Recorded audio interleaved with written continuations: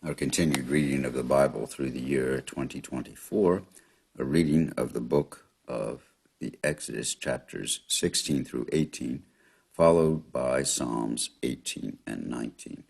Exodus chapters 16 through 18. They set out from Elim, and all the congregation of the people of Israel came to the wilderness of Sin, which is between Elim and Sinai, on the 15th day of the second month, after they had departed from the land of Egypt. And the whole congregation of the people of Israel grumbled against Moses and Aaron in the wilderness, and the people of Israel said to them, Would that we had died by the hand of the Lord in the land of Egypt, when we sat by the meat pots and ate bread to the full, for you have brought us out into this wilderness to kill this whole assembly with hunger. Then the Lord said to Moses, Behold, I am about to rain bread from heaven for you, and the people shall go out and gather a day's portion every day, that I may test them whether they will walk in my law or not. On the sixth day, when they prepare what they bring in, it will be twice as much as they gather daily. So Moses and Aaron said to the people of Israel, At evening you shall know that it was the Lord who brought you out of the land of Egypt, and in the morning you shall see the glory of the Lord, because he has heard your grumbling against the Lord. For what are we, that you grumble against us? And Moses said, When the Lord gives you in the evening meat to eat, and in the morning bread to the full, because the Lord has heard your grumbling, that you grumble against him, what are we? Your grumbling is not against us, but against the Lord. Then Moses and Aaron said to Aaron, Say to the whole congregation of the people of Israel, Come near before the Lord, for he has heard your grumbling. And as soon as Aaron spoke to the whole congregation of the people of Israel, they looked toward the wilderness, and behold, the glory of the Lord appeared in the cloud. And the Lord said to Moses, I have heard the grumbling of the people of Israel. Say to them, At twilight you shall eat meat, and in the morning you shall be filled with bread. Then you shall know that I am the Lord your God. In the evening quail came up and covered the camp, and in the morning dew lay around the camp.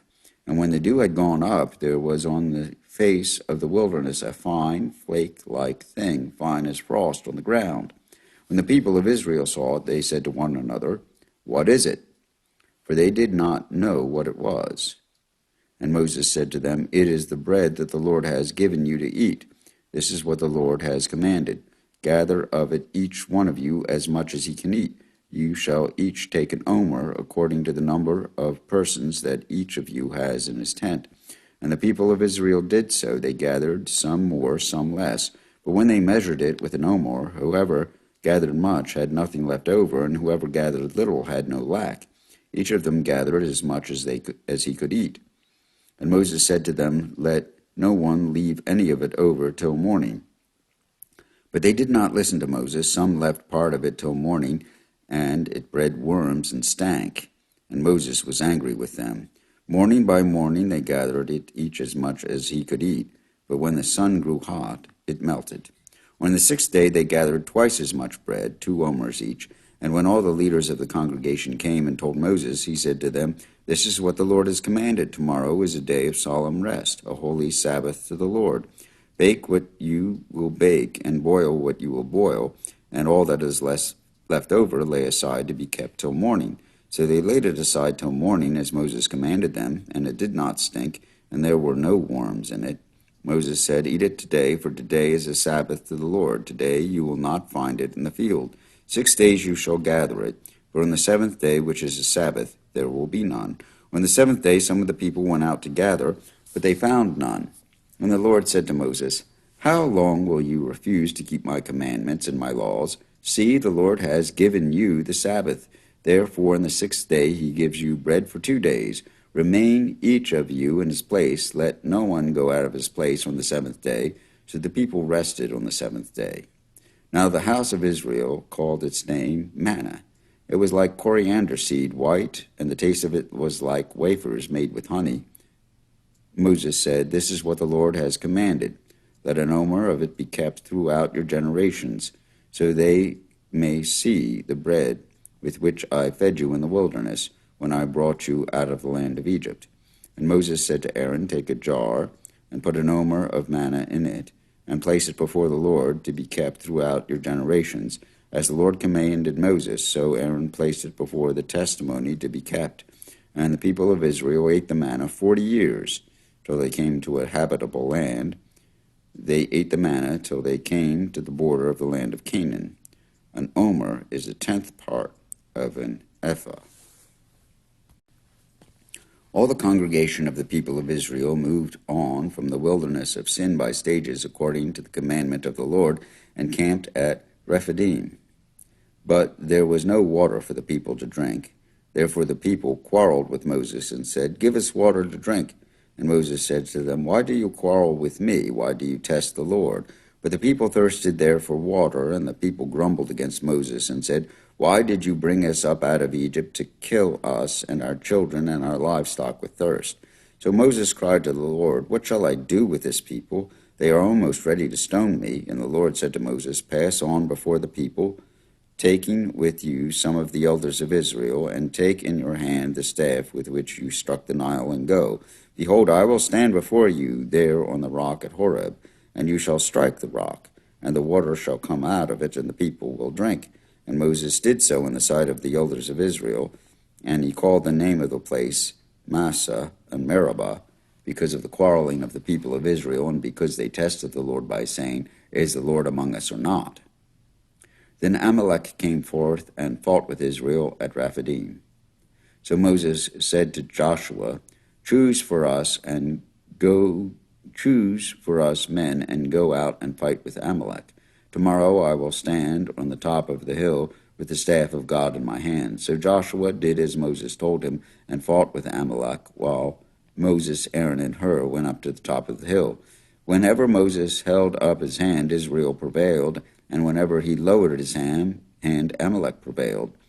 But Moses' hands grew weary, so they took a stone and put it under him, and he sat on it, while Aaron and Hur held up his hands, one on one side and one on the other, and the other on the other side, so his hands were steady until the going down of the sun. And Joshua overwhelmed Amalek and his people with the sword. Then the Lord said to Moses, "Write this as a memorial in a book and recite it in the ears of Joshua, that I will utterly blot out the memory of Amalek from under heaven." And Moses built an altar and called the name of it, "The Lord is my banner," saying, "A hand upon the throne of the Lord. The Lord will have war with Amalek from generation to generation." Jethro, the priest of Midian, Moses' father-in-law, heard all that God had done for Moses and for Israel his people, how the Lord had brought Israel out of Egypt. Now Jethro, Moses' father-in-law, had taken Zipporah, Moses' wife, after he had sent her home, along with her 2 sons. The name of the one was Gershom, for he said, "I have been a sojourner in a foreign land." And the name of the other, Eliezer, for he said, "The God of my father was my help, and delivered me from the sword of Pharaoh." Jethro, Moses' father-in-law, came with his sons and his wife to Moses in the wilderness, where he was encamped at the mountain of God. And when he sent word to Moses, "I, your father-in-law Jethro, am coming to you with your wife and her sons with her," Moses went out to meet his father-in-law and bowed down and kissed him, and they asked each other of their welfare and went into the tent. Then Moses told his father-in-law all that the Lord had done to Pharaoh and to the Egyptians for Israel's sake, all the hardship that had come upon them in the way, and how the Lord had delivered them. And Jethro rejoiced for all the good that the Lord had done to Israel, in that he had delivered them out of the hand of the Egyptians. Jethro said, "Blessed be the Lord, who has delivered you out of the hand of the Egyptians, and out of the hand of Pharaoh, and has delivered the people from under the hand of the Egyptians. Now I know that the Lord is greater than all gods, because in this affair they dealt arrogantly with the people." And Jethro, Moses' father-in-law, brought a burnt offering and sacrifices to God, and Aaron came with all the elders of Israel to eat bread with Moses' father-in-law before God. The next day Moses sat to judge the people, and the people stood around Moses from morning till evening. When Moses' father-in-law saw all that he was doing for the people, he said, "What is this that you are doing for the people? Why do you sit alone, and all the people stand around you from morning till evening?" And Moses said to his father-in-law, "Because the people come to me to inquire of God when they have a dispute They come to me, and I decide between one person and another, and I make them know the statutes of God and his laws. Moses' father-in-law said to him, What you are doing is not good. You and the people with you will certainly wear yourselves out, for the thing is too heavy for you. You are not able to do it alone. Now obey my voice, I will give you advice, and God be with you. You shall represent the people before God and bring their cases to God, and you shall warn them about the statutes and the laws, and make them know the way in which they must walk and what they must do. Moreover, look for able men from all the people, men who fear God, who are trustworthy and hate a bribe, and place such men over the people as chiefs of thousands, of hundreds, of fifties, and of tens. And let them judge the people at all times. Every great matter they shall bring to you, but any small matter they shall decide themselves. So it will be easier for you, and they will bear the burden with you. If you do this, God will direct you. You will be able to endure, and all this people will also go to their place in peace. So Moses listened to the voice of his father-in-law and did all that he had said. Moses chose able men out of all Israel and made them heads over the people, chiefs of thousands, of hundreds, of fifties, and of tens. And they judged the people at all times. Any hard case they brought to Moses, but any small matter they decided themselves. Then Moses let his father-in-law depart, and he went away to his own country. Here ends Exodus chapters 16 through 18. Psalms 18 and 19. Psalm 18. I love you, O Lord, my strength. The Lord is my rock and my fortress and my deliverer, my God, my rock, in whom I take refuge, my shield and the horn of my salvation, my stronghold. I will call upon the Lord, who is worthy to be praised, and I am saved from my enemies. The cords of death encompassed me, the torrents of destruction assailed me, the cords of Sheol entangled me, the snares of death confronted me. In my distress I called upon the Lord. To my God I cried for help. From his temple he heard my voice, and my cry to him reached his ears. Then the earth reeled and rocked. The foundations also of the mountains trembled and quaked because he was angry. Smoke went up from his nostrils, and devouring fire from his mouth. Glowing coals flamed forth from him. He bowed the heavens and came down. Thick darkness was under his feet. He rode on a cherub and flew. He came swiftly on the wings of the wind. He made darkness his covering, his canopy around him, thick clouds dark with water. Out of the brightness before him, hailstones and coals of fire broke through his clouds. The Lord also thundered in the heavens, and the Most High uttered his voice, hailstones and coals of fire. And he sent out his arrows and scattered them. He flashed forth lightnings and routed them. Then the channels of the sea were seen, and the foundations of the world were laid bare at your rebuke, O Lord, at the blast of the breath of your nostrils. He sent from on high, he took me, he drew me out of many waters. He rescued me from my strong enemy and from those who hated me, for they were too mighty for me. They confronted me in the day of my calamity, but the Lord was my support. He brought me out into a broad place. He rescued me because he delighted in me. The Lord has dealt with me according to my righteousness. According to the cleanness of my hands, he rewarded me. For I have kept the ways of the Lord and have not wickedly departed from my God. For all his rules were before me, and his statutes I did not put away from me. I was blameless before him, and I kept myself from my guilt. So the Lord has rewarded me according to my righteousness, according to the cleanness of my hands in his sight. With the merciful you show yourself merciful. With the blameless man you show yourself blameless. With the purified you show yourself pure. With the crooked you make yourself seem tortuous. For you save a humble people, but the haughty eyes you bring down. For it is you who light my lamp. The Lord my God lightens my darkness. For by you I can run against a troop, and by my God I can leap over a wall. This God, his way is perfect. The word of the Lord proves true. He is a shield for all those who take refuge in him. For who is God but the Lord, and who is a rock except our God? The God who equipped me with strength and made my way blameless. He made my feet like the feet of a deer. He set me secure on the heights. He trains my hands for war so that my arms can bend a bow of bronze. You have given me the shield of your salvation, and your right hand supported me, and your gentleness made me great. You gave me a wide place for my steps under me, and my feet did not slip. I pursued my enemies and overtook them, and did not turn back till they were consumed. I thrust them through so that they were not able to rise.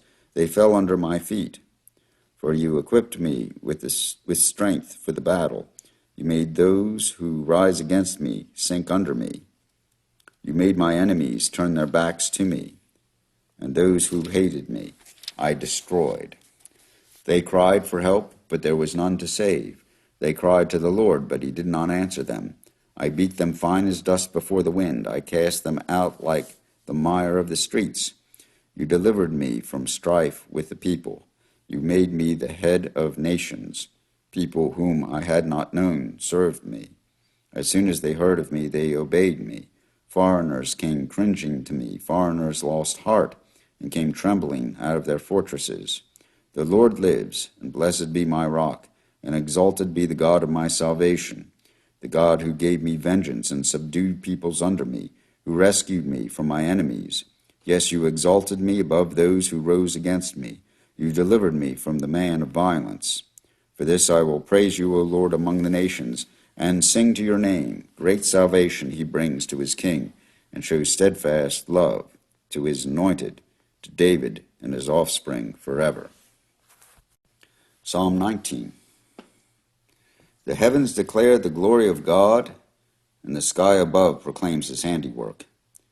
Day to day pours out speech, and night to night reveals knowledge. There is no speech, nor are there words, whose voice is not heard. Their voice goes out through all the earth, and their words to the end of the world. In them he has set a tent for the sun, which comes out like a bridegroom leaving his chamber, and like a strong man runs its course with joy. Its rising is from the end of the heavens, and its circuit to the end of them, and there is nothing hidden from its heat. The law of the Lord is perfect, reviving the soul. The testimony of the Lord is sure, making wise the simple. The precepts of the Lord are right, rejoicing the heart. The commandment of the Lord is pure, enlightening the eyes. The fear of the Lord is clean, enduring forever. The rules of the Lord are true and righteous altogether. More to be desired are they than gold, even much fine gold, sweeter also than honey and drippings of the honeycomb. Moreover, by them is your servant warned, and keeping them there is great reward. Who can discern his errors? Declare me innocent from hidden faults. Keep back your servant also from presumptuous sins. Let them not have dominion over me. Then I shall be blameless and innocent of great transgression. Let the words of my mouth and the meditation of my heart be acceptable in your sight, O Lord, my rock and my redeemer. Here ends Psalm 19 and these readings of Exodus and of Psalms from the English Standard Version of the Bible by Crossways Publishing, a division of Good News Publishing of Wheaton, Illinois.